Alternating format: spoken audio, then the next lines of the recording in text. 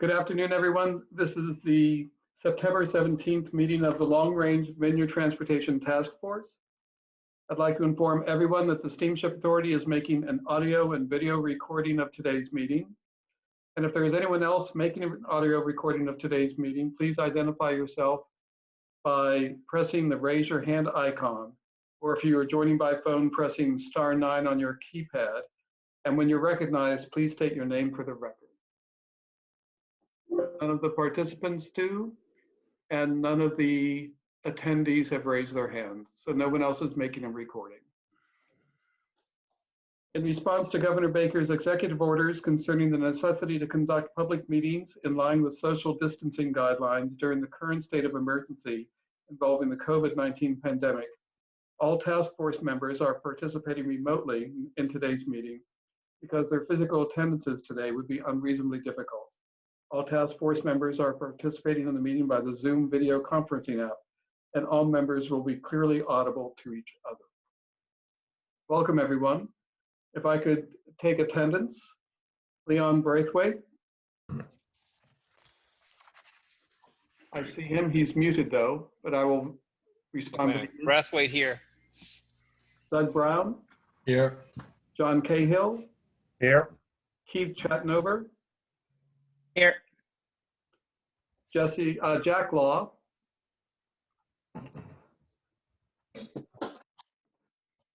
Jack Law is muted, but he seems to be here. Mark Rosen. Here.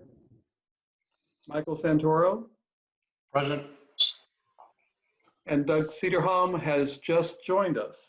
Yes, here. We've been informed that Julian is going to be a little bit late, as is Bob Davis and Jim Vercruz. Here. The next item on the agenda is the hopeful approval of the minutes of the Task Force August 18th, 2020 meeting in public session. I have one correction myself, and that's the spelling of Jim Vercruz's name. And again, I apologize to him. Are there any other corrections to the minutes, or is there a motion to approve? So move. Very thorough, thank you.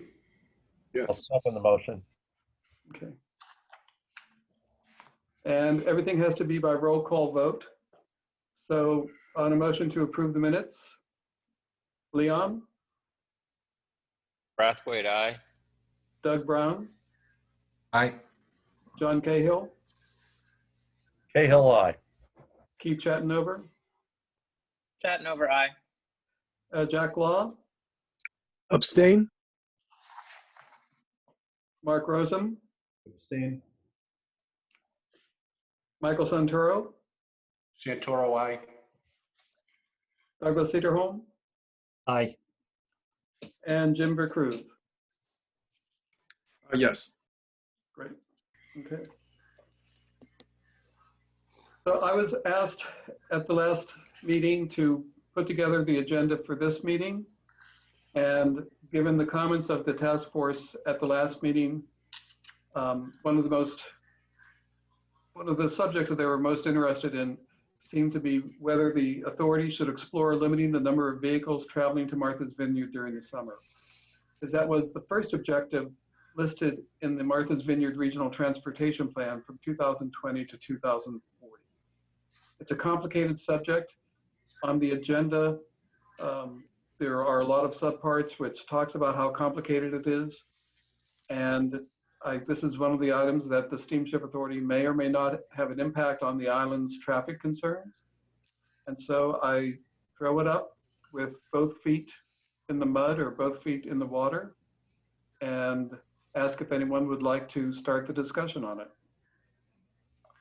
Yeah, if I may, I know the Martha's Vineyard Commission, and Doug, you can delve into this more. I know that is in there, to limit the traffic, and at the same time, I guess you would need to limit the growth that's going on the island. So I think with the commission, that would go hand in hand, and until we limit the growth or change zoning, that's going to be very difficult to do because of the demand, of more houses are being built More people seem to be coming here year-round, and the steamship has an obligation to get these people to their homes. So I guess, Doug, I would ask you, is the commission still moving forward on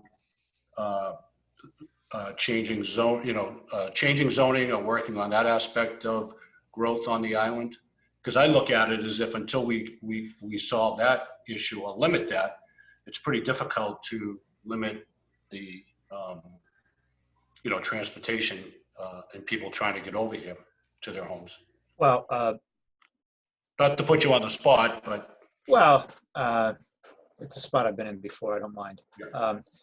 And Jim can certainly chime in on this. The commission, I don't believe, has formulated an officially adopted position on the issue that you've raised, but I can tell you that we don't have direct authority to change zoning. That is a town-based issue under state law. We have the authority to work with the towns to create districts of critical planning concern, which are overlay districts for zoning and can, as the town of Aquinnah has admirably demonstrated, can limit growth and can limit what's done on land and preserve the character and rural nature of the town. But that was done by the town of Aquinnah. It wasn't done by the Martha's Vineyard Commission, other than we approved what the town did. And the town of Aquinnah has been more progressive than any other town with regard to preserving itself. And I admire that a great deal. But would the commission generally like to see a slower rate of growth on Martha's Vineyard? I would say that a clear majority of the residents of Martha's Vineyard would like to see that. And I believe that what you need to have is the political will of the leaders of 6 towns to step in and begin to take the steps that are necessary for that. The Martha's Vineyard Commission can hardly impose that on the entire island. It can take steps to try to move the towns, to assist the towns in going that way, and hopefully move the consensus of islanders in that direction. But certainly we need to see, I don't think it's any secret that we have a tremendous need for affordable housing on Martha's Vineyard, and everyone who lives on the island who has any role in any aspect of community work or local government is aware of that and has had some hand in trying to address it at some point. But it is a problem that's not solved. That is the most important reason to change zoning, to be able to have higher density community housing and affordable housing available for people who live and work here year-round. But would we like to see a reduction in traffic on Martha's Vineyard? Well, I don't know that we'd want to. I think we'd love to see a reduction, but I don't think it's realistic. But it sure would be great if it didn't get any worse. It sure would be great if January, February, and March weren't like June, July, and August. I happen to work at the Triangle, Mike, and I see it outside my window all day long pre-pandemic. Even this year, it was bad at times, although it wasn't as bad as it has been in prior years. So traffic on the island is a very significant problem during the season. And the last thing we want to do is see that turn into a significant problem 12 months a year. so you've been pretty much working on, and that's what I'm stand corrected. You've been working on DRI, changing those to limit the size, not necessarily the growth. Yeah, I would say that what we're trying to do, Actually, we're not trying to limit the size of anything. We are looking at the DRI checklist simply identifies projects requiring a development permit that must be referred to the commission for its review to see what its regional impact is, or can be referred with a discretionary referral by a town board for our review to see what the regional impact is. So the whole point of looking at DRIs is to see what the regional impact is. So for example, you just, the big one in Edgartown Right. didn't really meet your criteria, would have been major growth in Edgartown. It would have been a big project. It was a proposal for a very big project. And we found, well, the decision speaks for itself. We found that it wasn't in the best interest of the community. Yes, I'm not. Jim has to, oh, go ahead. I just Yes. wanted to point out the important point that Doug made was that at the request of the town of Aquinnah, the Martha's Vineyard Commission developed the district critical planning concern. And that was something that the town initiative brought this to the commission to use the regulations of the commission to help with the growth issues in town. So it really needs to come from the towns to use the powers of the Martha's Vineyard Commission, but it first has to come from the town and the voters to develop overlay zoning districts and then vote on it. I think it's by 80% of the I think it's 2/3. 2/3. It's definitely a supermajority. So it's a full year process, but it needs to come from the towns, and they have to think about how they want the overlay district to work, and then they can use the powers of the DCPC. So my point being is, we're at a point where there's been major growth. The steamship is supplying, taking care of the demand. To cut back, I think what we have now, I think is would be suicide, but I think moving forward, I think we have to, I don't know, maybe I'm wrong, but I think people need to get over, the people that are coming over in the summertime aren't coming over for a day trip with their car, obviously. So I don't know how, it's my opinion, how we can cut back right now, but moving forward, I could see working on that, but I just don't, and I could be wrong. I don't know how you cut back for the demand right now that's there. If I could ask Keith to comment, he's had his hand raised for a while. I know it's not that as exhausting virtually as it is physically, but. Well, yeah, I sometimes whoever's hosting the meeting looks at the hand raise function, sometimes they don't, so I wasn't sure, but no worries. Just going back to the point that Doug made about growth, it's a really good point. I think that when we talk about growth, though, it depends on the type of growth we're talking about, right? If you ask vineyarders, are you okay with population increasing if it doesn't mean increased traffic, increased lack or a decrease in green space? I don't think vineyarders would necessarily have a problem with that. I think the growth, the negativity associated with growth comes from the fact that we have a lack of affordable housing, which is obviously not going to be solved by this committee, and really, I think, steadily increasing traffic problems. And I think that is something the committee can talk about. So if we're talking about vineyarders being against growth, the way I think this committee is tasked with solving that is not by limiting cars so that our population goes down. I think the vineyard benefits when our population goes up. I think we need to find a way to maybe keep the cars down while making sure that the island remains, and again, this is not within the purview of the committee, keeping the island a place where you can live, not necessarily with the car. You can have a vibrant public transportation, and we have dense housing, particularly in the downtown, so you might not necessarily need a car to get everywhere, which again, I know is not what this committee is tasked with, but I do think this committee can help in creating that vision of the island. One of the things that I try to do, I put an outline of issues If Mike is correct that there's going to be continued growth on the island, and I think Doug indicated that the goal would be to limit the growth, not necessarily to eliminate the growth. And if we were to keep, if the Steamship Authority were to keep its operating schedules the same now as they are now, and we would have to accommodate probably the additional freight traffic. And so for every, if freight traffic were to go up by 1% a year, in 10 years, you have a 10% increase in freight traffic.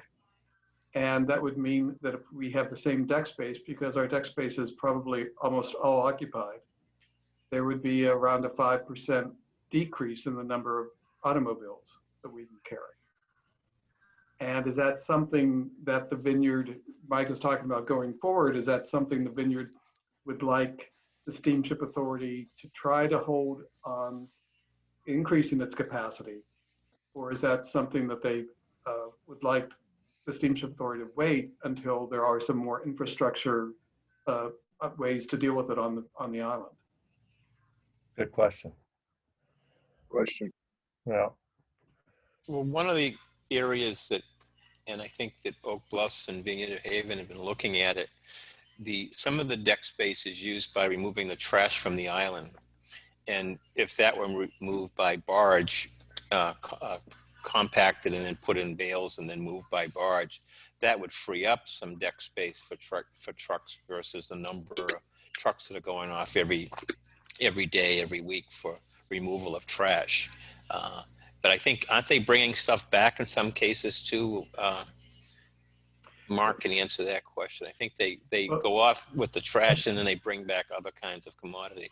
They do backhaul a lot. We had actually Greg Carroll talk to the working group that we have, we had a meeting last month with that.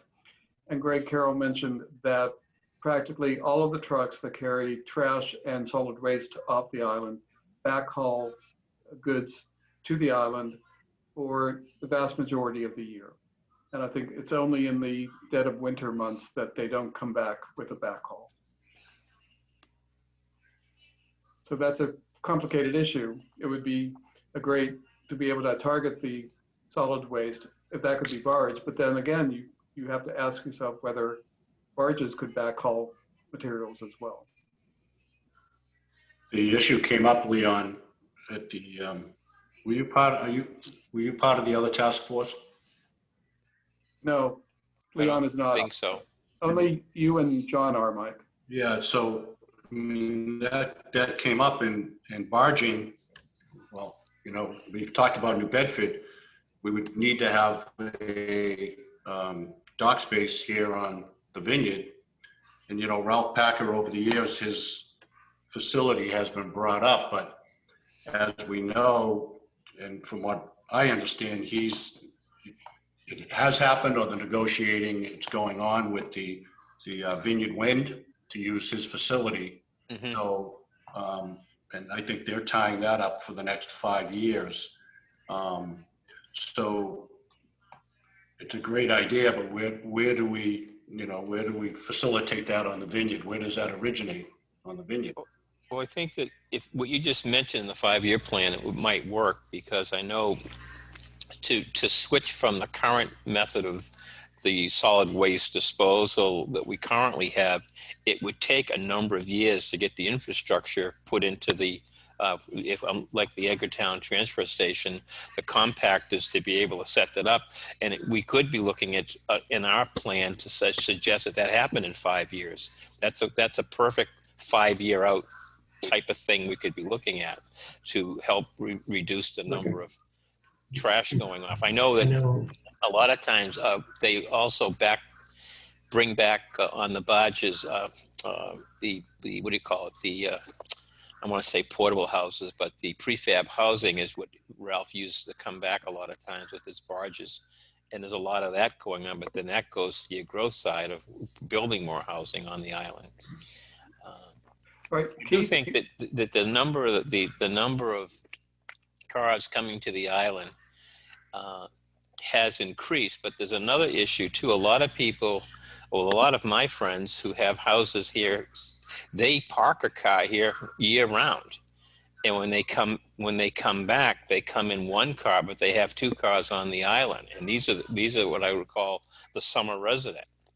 So where in the past, most people were coming in with one car and going off in that car, but they have two cars on the island at all times. All right, Keith has held his hand up again, and then Jim after him. And I note that both Julian Suso and Robert Davis have joined us. I'll just add, I mean, I think, unless I was wrong, I believe the original summation of your question was, what do vineyards think of growth? And I think that maybe this is a recommendation our task force could make, was that, unless I'm mistaken, in that MVC report, they mentioned a referendum that did take place where vineyards did, I think, express support for limiting cars in a non-binding referendum. Unless I'm mistaken, I don't have the report in front of me, but I remember referencing that a few weeks ago. So I think that, at least at that point, that's what vineyards thought.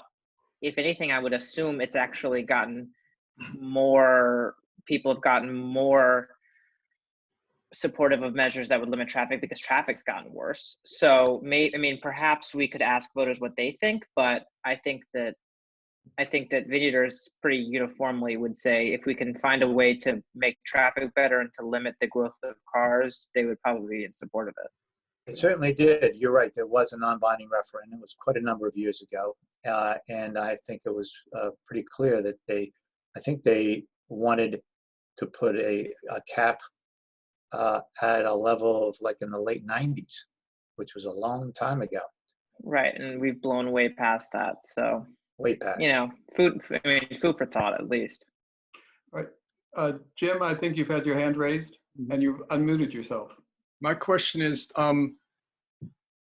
what is the Steamship Authority's long-term planning? If the current levels are reaching maximum capacity with the current vessels and the current schedule, what is the long-term plan that the steamship has when you actually do reach maximum capacity? That in itself will limit the growth.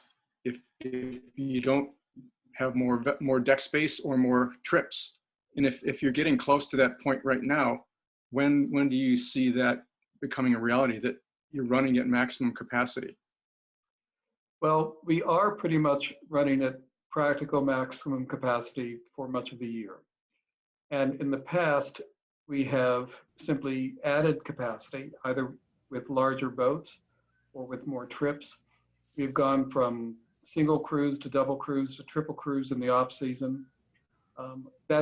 I have prepared an outline already of issues for our next meeting as to, if you wanted us to increase capacity, how best to do that, which would be a whole range of options of adding trips, adding boats at certain times of the years. We have a freight boat available. Also acquiring another vessel, or chartering a vessel, or licensing out a private operator. But if you look at an example of what happens when we are at practical capacity, I think you can look at the island of Nantucket. I don't know about this summer, but in the past, the last 5 years, because we are limited in the number of trips that we can operate there, that as the freight demands have increased for the island of Nantucket, more and more of the deck space on our boats has gone to trucks. And the number of cars carried by the Steamship Authority between Hyannis and Nantucket has decreased in the summer for the last several years. And while some people may think that's a good thing, that does impose a hardship on Nantucket residents who need to get off island and can't do so. They don't have the opportunities. And that is one of the problems that Nantucket has had, and I've heard that anecdotally last year, or maybe even 2 years now, when I was still working full time. And if we were to limit growth in terms of additional service, and we carry fewer cars, the question is who's going to get hurt by that? And that's one of the issues I put in the outline. Are you going to have the year-round residents who can't get trips to see their doctors or to visit family? How do we prioritize who gets access to to the trips and how many people get access. And that's something that really is an island-driven decision. We have the preferred program, we have excursion rates. In connection with that, we have the Head Start program to get people done. But at some point, if we increase the number of preferred spaces, no one's going to be paying enough to provide for the service, because we all know the islanders are subsidized by the tourists. So, Jim, you still have your hand up again, or is that just? It's John. John Cahill has his hand up. I'm sorry, I had my pen up. Okay, I'm not looking at the, I can't look at the, people can just jump in anyway. This is a civil conversation. I do have a question. Going back to what Mike raised before, this is more of a, is the data available question. Can we get data during those peak months of June through September of day trippers that take a car over? Is that available? As long as they book it under the same profile, yes. We But could, how about if they don't have a profile? as long as I book it, Mark Rosen over, Mark Rosen back, Yeah. we would be able to get the average length of trip. It would take a little bit of work to do it, but we could do it. It might be helpful. I think there's actually more than we think. I hear about it. It's more than anecdotal. And then the other question is, could you break that down so that the day trippers from the island that are preferred or excursions that happen during the summer months? We could carve out the excursion fares, and then you'd probably also want to carve out the preferred space, because you could be a seasonal resident but not eligible for the excursion fare. In essence, you're, Right. on the island. So we could do a little bit of that. We could do that. I think the numbers will tell a story. My question is, Steve, do you, we know how islanders keep a car off island. Is that space, is there space still available for people to do that, or is that limited for islanders to keep a car on the other side to prevent maybe some of that traffic from happening? I'm not privy to that, but do you still have space available for people to do that, or is it limited? My understanding is that there is space available at the Palmer Avenue parking lot. We have reached capacity years ago at the Woods Hole parking lot, but the Palmer Avenue lot, all of the year-round permits get placed up there, and it's simply a matter of displacing, paying parking people who then go up to Thomas B. Landers Road eventually.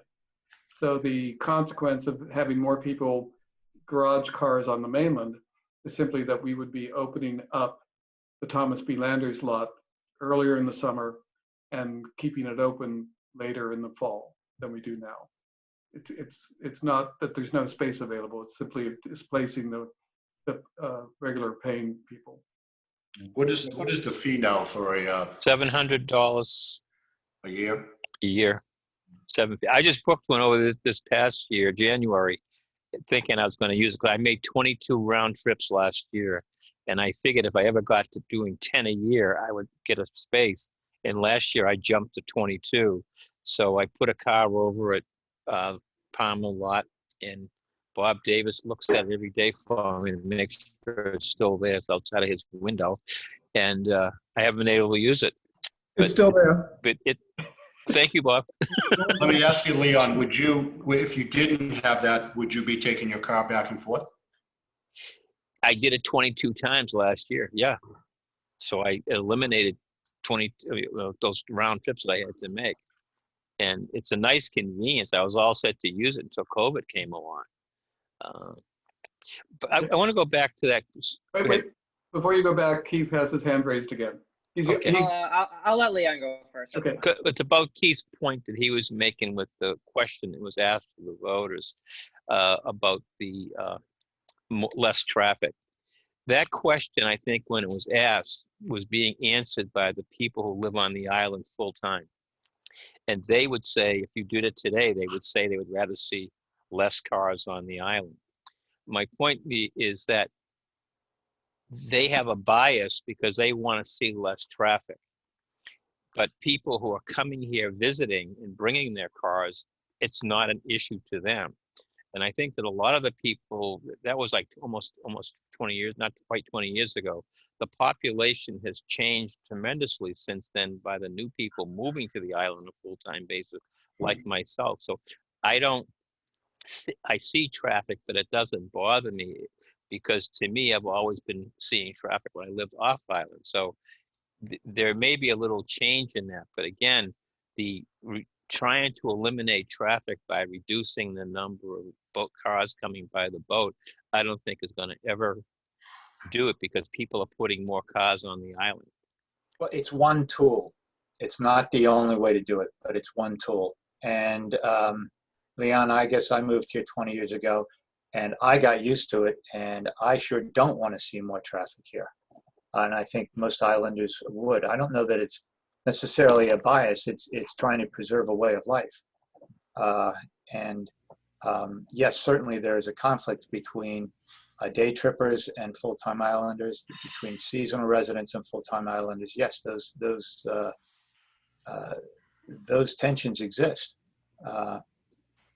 There's no doubt about that.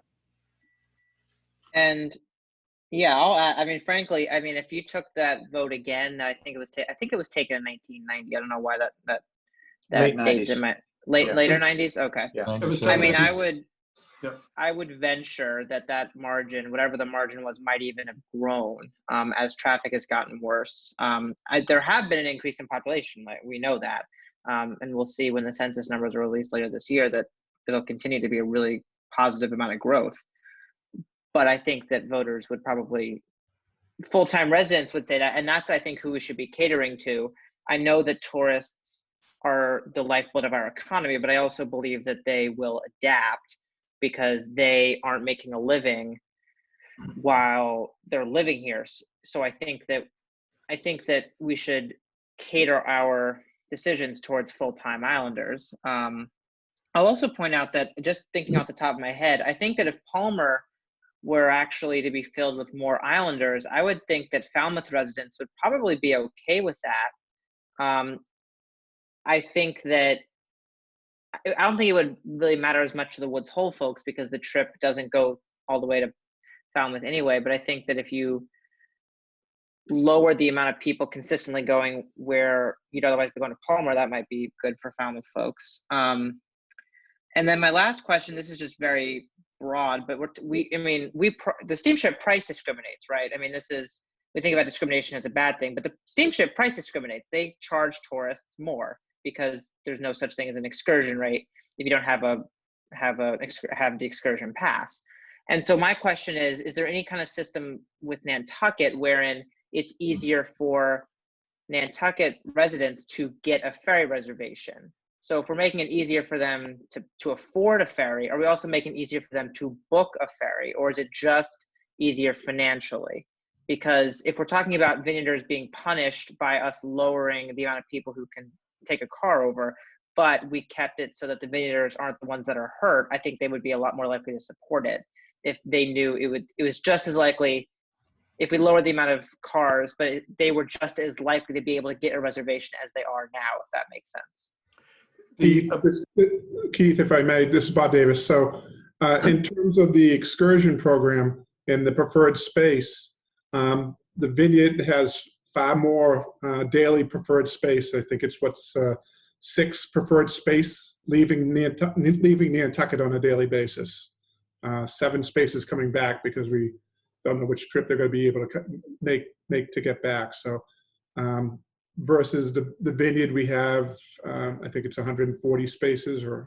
It's 120 in the summer? 120, sorry. It was 140, we cut it back, so... there's far more options for the Vineyard. And also there's, on Nantucket, there's far fewer trips leaving the island as well, so... Yeah.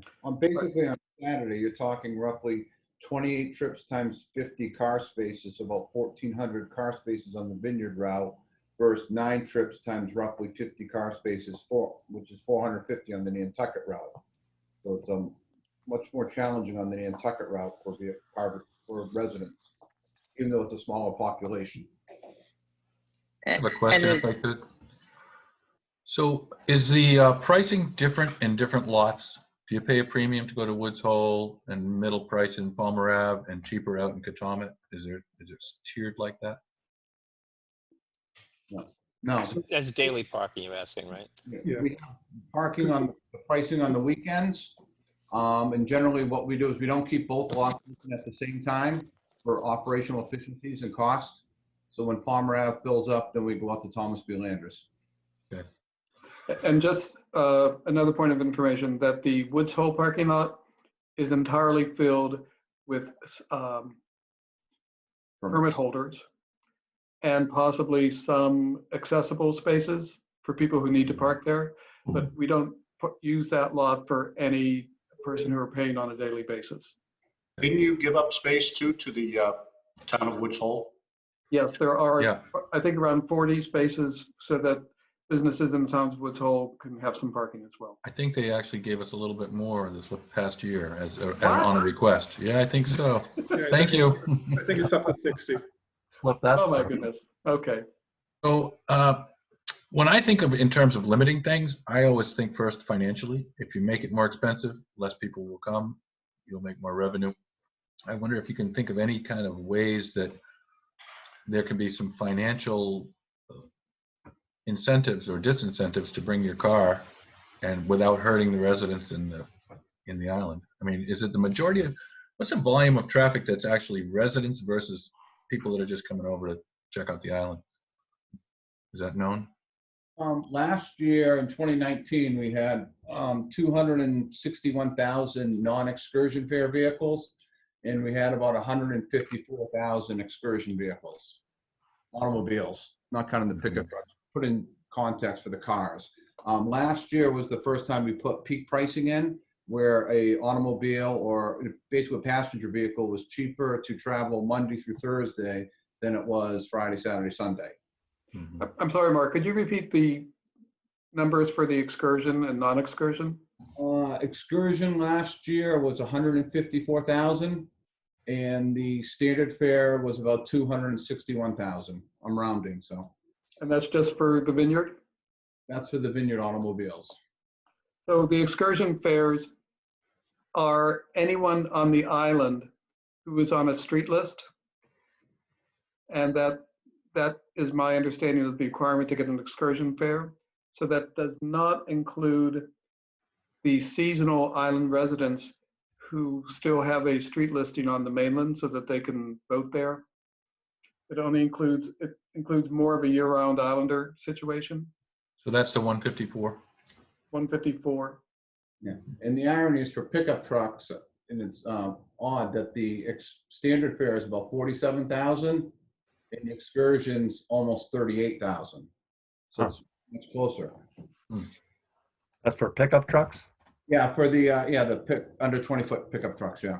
I'm sorry, that's in addition to the 154 and the 260. Automobile, Steve. That's on top of the automobile. And could you give the pickup numbers again? Yeah, please. 47,000 for standard fare, and just under 38,000 for the excursion. It shows that a lot of vineyards drive pickup trucks is what it really shows. Well, don't we have the service people coming over every morning in their pickup trucks, the workers? But that would be The vast majority of them walk on and walk off. No, we have, there's like, if you've been there at 6:30 in the morning, Doug, you'll see the lines are nothing but trucks with workers on it, and they're bringing supplies with them to work on the island. That's a huge number of trucks. I couldn't believe the number. but that would be in the And you went back and forth 22 times last year too with yours, right? I know. No, I use the regular car.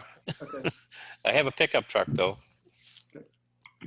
What is that number? Do you know that number, Mark? That first run, those first two runs in the morning, isn't that a lot of? I saw a lot of pickup trucks and worker trucks, if you know what I mean, coming over. You have to do a query. I don't have that on the top of my head. Okay. There are a lot on the 530 trip because we've limited the size of trucks on that trip so that they have to be under 40 feet in length. And going through some of the manifests a while ago, there are a lot of one-space trucks on that. But what you're looking at is 3/8, even more, almost half of the cars we carry are year-round islanders on excursion fares, going off island, shopping, doing whatever they need to do, going to medicals, and then coming back. And if you're going to continue providing transportation for those year-round islanders to do those types of things, you're going to be cutting back on, and maybe, I mean, if it's a day tripper coming back that's cut off, I think no one thinks that makes sense for them to do it. But if it's someone who's coming over for a week or 2 weeks and wants a car there, you may have some impact on tourism. But that may be worth it to reduce traffic, and people may accommodate. So if I could ask Bob Davis, in your, down the road planning, you start limiting, obviously, you've had a nice growth over the last 15, 20 years to make up, for your budget. We start limiting, I'm assuming prices are going to go up to cover costs, which it's going to be carried over to islanders also. I mean, you must, Bob, at some point, you must be counting on growth within your budgets for the next 5 to 10 years. Yeah, so like, for instance, on the Nantucket route, when we got the Woods Hole after the first season, where we kept it on the Vineyard Run, so that way if any issues arose, we could take care of it quicker. We end up putting it on the Nantucket Run the following season. It's there this year as well. What happened was there was a demand for the center space, the truck space. And that truck space is taken away from the car space. So since we put the Woods Hole on the Nantucket Run in the summertime, we've seen a decrease in the number of automobiles being carried in the summertime. So we're filling up, a 4-space truck where 4 cars went. And on the Nantucket route, the standard fare cars pay approximately 160% of their cost of service, versus the trucks are paying about 100% of their cost of service. So all of a sudden we start seeing a need to be able to generate that revenue elsewhere, whether it's passenger fares or in the freight rates. We're going to have the same issues here on the Vineyard Run as well, unless there is an opportunity for some growth in terms of capacity. So once you start in, and if you're looking at, on the Nantucket Run, as I said, the standard fare is about 160%. I think I don't know. Mark can correct me on the last year what it ended. It did drop last year, but I think the excursions on that run only pay, similar to the Vineyard, only pay about 35% of the cost of that space. So if you start limiting the standard fare, the seasonal, the non-resident travel, there's going to be even more pressure on the rates for the year-round islanders. But that's a decision that you can make at setting your rates. If you wanted to charge more for the day trippers, I know it would hurt your tourism, but you could control it that way. But I think the reality may be that if we don't continue to increase capacity, that more and more of our traffic, much more of our traffic, is going to be paid for by year-round islanders on excursion rates. And the increase in the standard rates simply won't be sufficient to make up that gap. And so you're going to see a more rapid rise in excursion rates. And that's just, I think, a projection. There's nothing wrong with that.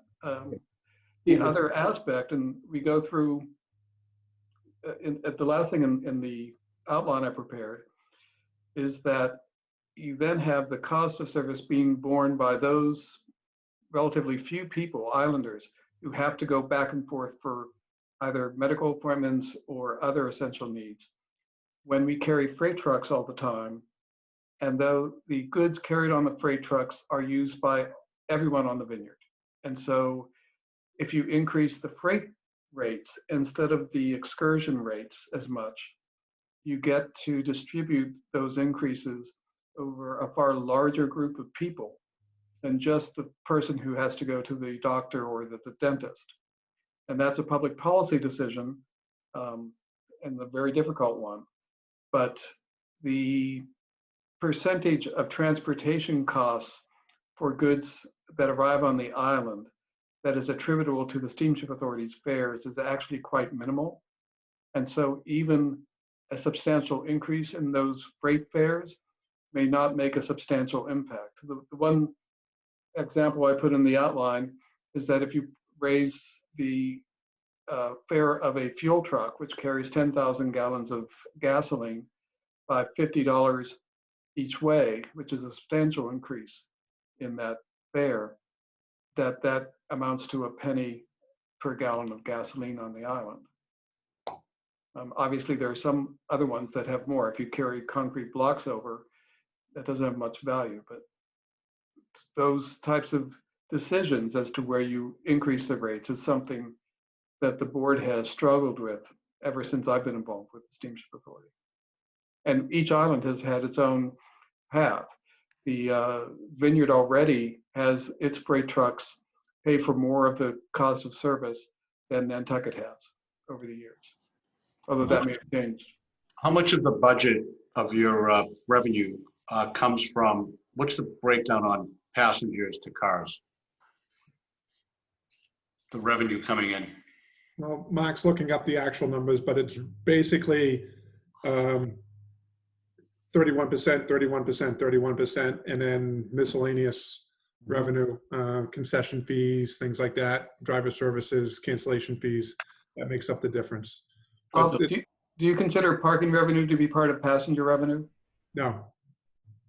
So how does that go, Bob? 31% passenger? Somewhere in the 30, 31% for each category. They're fairly even. Mark's, I think, is looking up the numbers right as we speak. But last year, we budgeted, I'm sorry, 30 passenger, how's it go? Passenger, auto, truck, is that what it is? so last year we, on the budget for pre-COVID, we expected total revenues of 118 million, of which 38.3 would have been derived from the passenger cars, 33.2 from the trucks, and 32.7 from the walk-ons. Million. Yeah, million that is. And the rest is from parking and miscellaneous. Great. Keith has his hand up again. Yeah. I'm not So I looking guess up. the question that's on my mind is that basically, I think relatively simple one, is limiting cars mutually exclusive with keeping rates for islanders from going up beyond the cost of living. If we're gonna keep traffic flat instead of it increasing, is there any way to do that and not increase car fares for islanders at the same time and keep the steamship in the black? It seems to me the only way to do that is if you carry the same numbers of day trippers. But if you keep it flat and you decrease the opportunity for all cars, but you allow islanders to continue to travel, then they're going to have to pay more than their share that they're paying now. And so that's going to increase at greater than the cost of living. It's either a combination of fewer opportunities to travel, they aren't going to be able to get a reservation off, higher prices, or both. And to add to that, I think that we're back to where I was a week ago on the discriminatory factor that it becomes economic. If I know that the fares, the fewer number of reservations and the fare is higher, and I can afford to buy them ahead of time, I'll buy them. But the average person who doesn't have the resources is only going to buy their ticket within a week or a month, or schedule it because they're watching their money. So it does put an unfair burden on residents, even on the island, to be able to get off when they want to. And that's been one of the big complaints. You can't get a reservation if you live on the island, even if you use the preferreds. And to answer Keith's question, assuming that our costs go up equivalent to the cost of living, and as long as all the demographics of the different groups stay the same, then yes, you could do that. But if the excursion rates take a higher percentage of the traffic compared to the standard fares, then someone else would have to make up for that difference if the excursion fares were staying there. So it's not an easy, basically. There's a lot of variables. Right. And so then my next question is, and this is probably, I mean, this probably is a no, is there any way to in some sort of fashion increase prices for non-islanders but not for vineyarders? Is there some way to charge more the people that can afford to pay more? Because we know full well there are people who come to this island in the summer who could pay, you could add 3 zeros onto the end of the bill for the Steamship Authority, and they would not care. They wouldn't even notice because they probably weren't even the ones who booked it. I mean, they're the ones that fly in anyway, so. All right, maybe then we'll say 1 0. But Keith, that's being discriminatory against the poor person who wants to come to the island, who just can make the actual payment that it is now. And I think you're creating elitism at that point also. Right, yeah. And we already right. I mean, that's... Well, I mean, sure, but also, I mean, to be fair, I mean, a lot of other travel sectors price discriminate. That's why when you try to fly out of Logan on Sunday night and come back on Friday, the price is exorbitant. But when you want to go Tuesday to Tuesday, it's not nearly as bad. I mean, like, they're doing that now. Well, they've already raised the prices on Friday, Saturday, and Sunday to bring a car over. That's already done, and that's going both ways. Right. Mine was more of a philosophical. Is there some way to make it, to price it just instead of where it is now, where it's a pretty flat rate? It's a little bit different, but it's generally, you know what you're going to pay. Whereas if you go on, if you're looking for a flight, you never know how much you're going to pay. That's more of my question. Is there a way to make the price a little less uniform in order to benefit those who can't pay as much? Well, going back to your first question, last year on average in 2019, a standard car, this is year round, paid just a hair over $74. An excursion, this is one-way travel, an excursion fare auto, once you back out the 2 adults from the car ticket, paid just under $20. So there is a substantial difference between a standard fare on average than an excursion fare. You're talking 3.5-fold roughly. Right. And so I would love to keep that excursion rate the way it is, but what I'm hearing is that if more folks are taking advantage of the excursion program, which is a great program, then we're going to have to raise the rates, not just on the excursion program, but everybody, which is what I'm trying to avoid.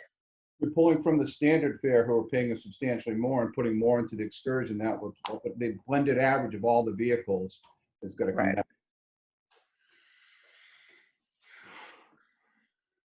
May I jump in for a minute? Yes. Just to shift to a different topic, I'd like to hear from Mark and from Bob. Nantucket has the High Line as a source of moving passengers through the peak period. What would be the impact of a fast ferry going out of Woods Hole to either Oak Bluffs or Vineyard Haven? Something that we don't have currently, to offload some of that day tripper traffic, which would free up the deck. What would that impact be to the numbers? Dollar signs. Yeah. So the vessels that we have the passenger capacity, and to be sourcing vessels that would be high speed, and you actually wouldn't want a high speed because it wouldn't be a very efficient run. It's not long enough to keep the engines up to the temperature that they would be needing to be efficient. Yeah. But saying you had a medium speed, and I mean, back in 2018 when we called Seastreak in when we were having our challenges there. Yeah. It worked because it was islanders. They were not carrying all the luggage and the strollers and everything that they're going to be needing for a week. There was no harbor congestion, so they were able to make those sailings at those times without too much of an issue in terms of maintaining a schedule. We don't have not enough room at the inn, so to speak, because we wouldn't have a place to berth the vessel right now. With 3 slips in Woods Hole and 2 slips in Vineyard Haven in the summertime, we have the 5-boat schedule. All the beds are taken, so we don't have a spot there. We did look at earlier this year with the because of the construction going on in Oak Bluffs at the pier there, whether it made any sense, but again, the vessels we have, because of we have 1,200 passenger capacity on the island home. The critical piece is the deck capacity, not the passenger capacity. There's only a handful of times that we get over 1,000 passengers on any boat in our system right now. So, but Bob, wasn't it also the actual cost of a ticket to be on the high speed would be much greater than what it is right now to be able to make it? Yeah, in 2018, we didn't have any price differential, much like what on the Nantucket run. Those ticket prices generally run about twice what the standard fare rates are for the traditional ferries. So there would be a differential. We would have to have a differential there because to be running those vessels and the fuel, the cost of them. So. Yeah, and those passengers help absorb the total cost for the automobiles on the boat. And if we're not gaining new ridership with the high-speed boat and we're just moving it over, we're cannibalizing ourselves, for lack of a better term. Yeah. And that is something in our experience, my memory's sometimes faulty, but when we introduced the high-speed service on the Nantucket route, that the price increases for the vehicle traffic on Nantucket grew possibly by double digits several years in a row because our costs have increased a lot by adding the high-speed boat. But the cost for the slow boats didn't go down because we were still carrying the same number of vehicles. And so we were distributing, we had to raise the revenue in order to pay for the cost of the slow boats with only 2 sources of revenue as opposed to the 3 we had before. And so a high-speed boat, until you get it into the system so people are used to the price structures, would probably result in an increase per vehicle traffic. Sort of a follow-up to all that. That was very helpful. Can you add another boat if that's like if we just said, bring it on? We want to have all the tourists, we want to have all the passengers, all the freight. It sounds like we're maxed out just as we are today. It'll be an electric boat, and it's a few years away. No, I'm not talking about fuel. I'm talking about, if you don't have the slips in Vineyard Haven or Oak Bluffs. That's correct. We don't have the slip. Bob told you right. We're maxed out on slips, and we can't berth something overnight at Oak Bluffs. Right. And every time that there's a sea condition at Oak Bluffs, we have to put all the boats in a schedule to fit into Vineyard Haven. And I've done an analysis of the slip usage of Vineyard Haven for the next meeting, just so people can see how. So we're really in a box, right? I mean, that's what it sounds like, and we can't really go outside of that box.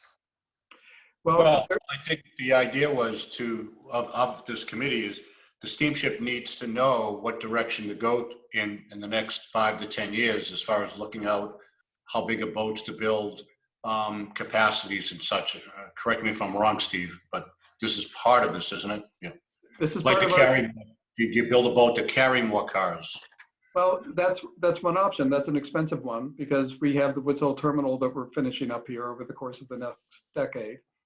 But there are other options that could be considered.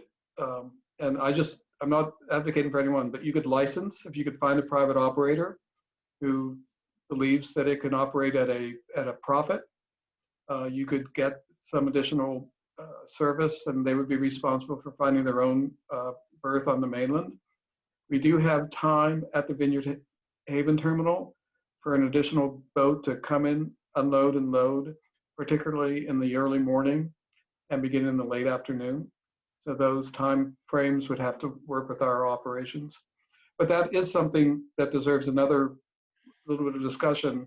And I almost have that outline finished to give to everyone to look at for the next one. What I'm wondering now is, we've talked about the referendums, which were very basic questions. Essentially, do you want fewer cars coming to the island? And everyone translated that to mean less traffic. And no one really thought what impact that would have on them.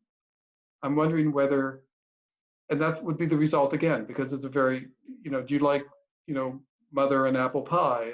And everyone's going to say yes. But do we need something more along the lines of a survey so that people think more about the impacts that it might have on them, and we get more information as to what usage is?